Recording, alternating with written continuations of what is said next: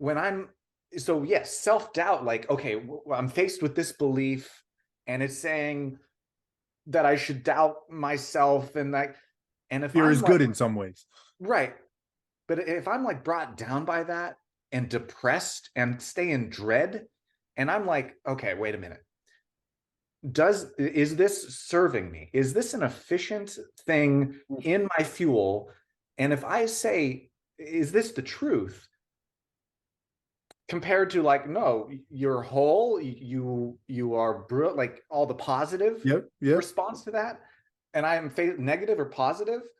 Well, as a human being and like soul, I'm going to choose the positive because that's lighter. Is It's that giving me yes. is that the risk though, Jeremy? Because it's perfect. It's a perfect illustration of the question to ask that I think we need to Yeah. ask, because you're absolutely right. I believe when we are confronted with those two options of like the fear and how it makes us feel and the doubt versus the positivity and the light, there is a scenario where you're absolutely right. And of course, pick the light, and that's so much more beautiful, and it's liberating, and it's joyful, and it reduces suffering and all the things. But there's also the other side of that, which is us as humans, we're naturally going to want to pick the thing that makes us feel better. So sometimes that self-doubt, that fear that brings us down and makes us feel like, do I want to be brought down? Like maybe sometimes we do need to be brought down. And our natural like inclination is to say, whether it be our ego or our subconscious or whatever, is like, but I don't want to feel down. I want to feel good. So we kind of tell ourselves the story of like, oh, I can pick this one because that's better. I don't have to make myself feel bad, but we actually should be making ourselves feel bad sometimes. We have to go to that kind of dark mud place and swim in it for a while, because that ultimately makes us better people. And Sure. I ask that on like multiple levels. One, obviously, how you actually view it and think about it. But even if it is true what you're saying, that's such a like an onus we're putting on people to distinguish and identify when they're being too easy on themselves versus when they're actually just making that right choice to focus. So another Mhm. kind of philosophical jumble there, but you know, we're riffing here. Where does Yeah. that take your mind? Like, where does that go for you? It still feels accurate to me Okay. because I think even in seeing the positive versus the negative, that's still not the highest question to me. Okay. That's still a duality. That hasn't gone directly to even to a deeper inquiry of just seeing the whole dynamic. Because yes, I agree. All the lower shit that you're talking Mm-hmm. about Mm-hmm. is perfectly contrasting so that we learn what the other side is uh, in evolution, in our growth, in leveling up.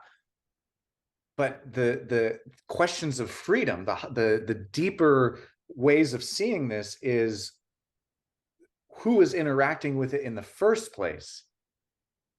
Mm-hmm. Because if you're coming aiming or striving for the truth, there's more of a dynamic to see that whether it is the mud or the light, you might not be either of these things in maybe more again, if you're after maybe the highest of freedom that is not entangled with an animalistic View of identity it. Yes. view Yes. of it, if you're going for a little bigger than that in like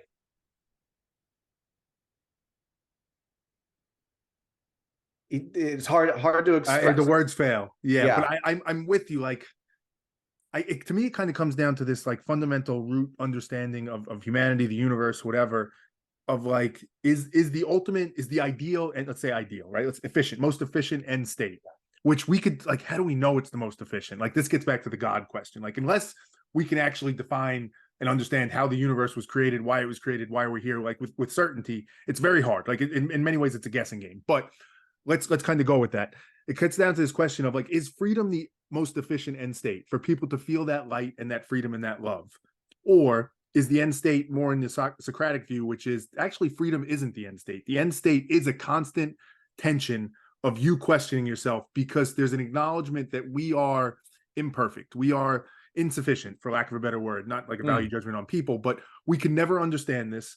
We can never truly get to that point of seeing it at the highest level dynamic. So we're fooling ourselves, anything short of that. So the actual end state is a tension that acknowledges that and says, although we aspire for it as best we can, we'll never allow ourselves to believe we understand it at a level where it's like we've got it and now we've achieved that freedom.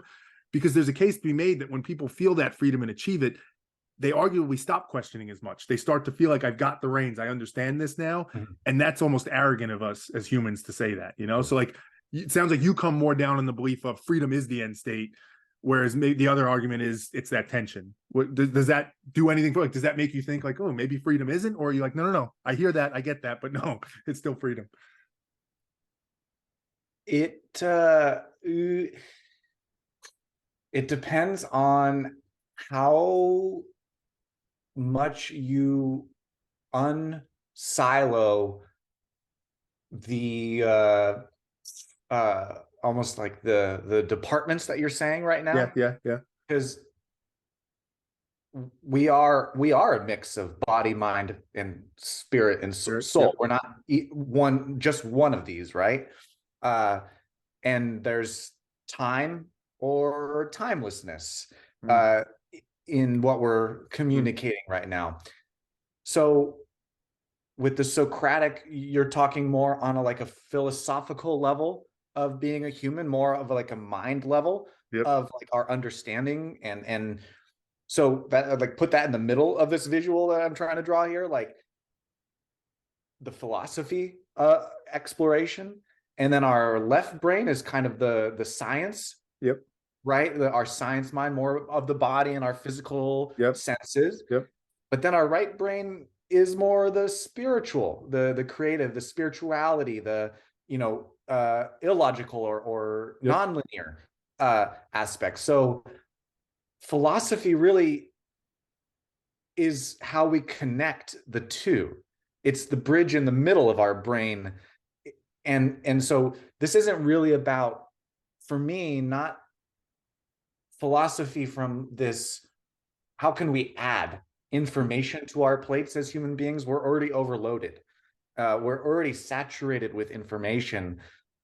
It's about what would happen, and experimenting of what happens when we subtract our philosophy, And tap into that right? spiritual and soul. and have a chance, instead of it being the conditioned additive, we're just adding information and reading the next book and adding that on Mm-hmm. top of our old operating system.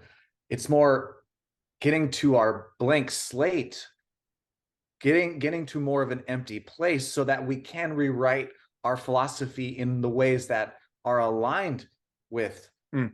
the science and the spiritual together, like not separate.